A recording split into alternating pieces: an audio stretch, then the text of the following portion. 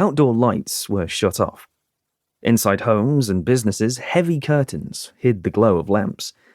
When the sky did light up, it was from the bombs Nazi planes were dropping on the city. England and Germany had been at war since September 1939. For almost a year, there had been little military action. Then, beginning in late August 1940, Germany unleashed a series of powerful airstrikes against England, known as the Blitzkrieg, the German word for lightning war.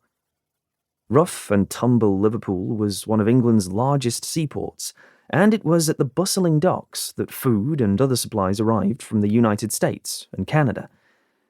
Without these necessities, England couldn't hold out against the Nazis. Liverpool was an important city for Germany to break. The blackout helped hide targets, but Liverpool was being pulverized by the relentless Nazi bombing. Night after night, the sirens would whine, and residents would seek shelter. But even the air raid shelters weren't safe.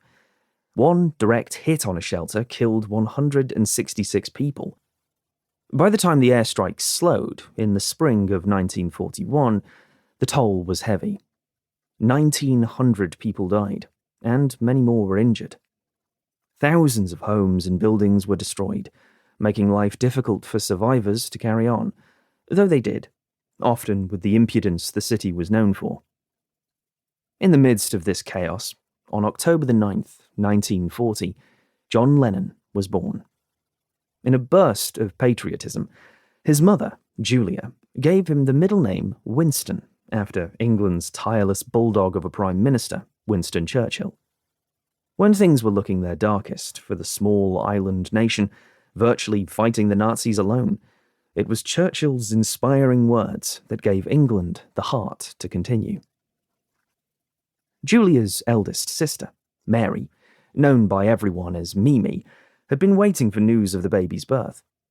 As soon as she heard from the Liverpool maternity hospital, she ran through the rubble-strewn streets to be at Julia's side and meet the 7-pound, 7-ounce boy, whom she pronounced such a beautiful baby. Coming from a family of 5 sisters, Mimi was delighted that Julia's baby was a boy. John's father, Alfred Lennon, was not there. A ship's steward in the Merchant Marines, he was far away at sea. From the first, John had 2 mothers, really. High-spirited Julia and practical, serious Mimi. But he didn't have a dad. Alf was gone so much, he barely got to see John and Julia. Julia Stanley and Alf Lennon had met when they were young teenagers in 1928. She was a petite slip of a girl sitting on a Sefton Park bench near a small lake. Alf walked by wearing a round-on-top bowler hat. "You look silly," Alf remembered her saying. He sat down beside her and told her, "You look lovely." Julia demanded he take his hat off. Alf promptly tossed it in the water. That made Julia laugh. Likeable Alf was hard to resist. They started dating, but Alf decided his future would be, as it always had been for so many Liverpool men, sailing the world. Maybe it was because he was a restless dreamer. Maybe it was because he was put in an orphanage at age 7 after his father's death. But Alf didn't like staying in one place. He wanted to be on the stage, as his father had once been. But despite his good looks and some talent, the more practical plan was to become a seaman.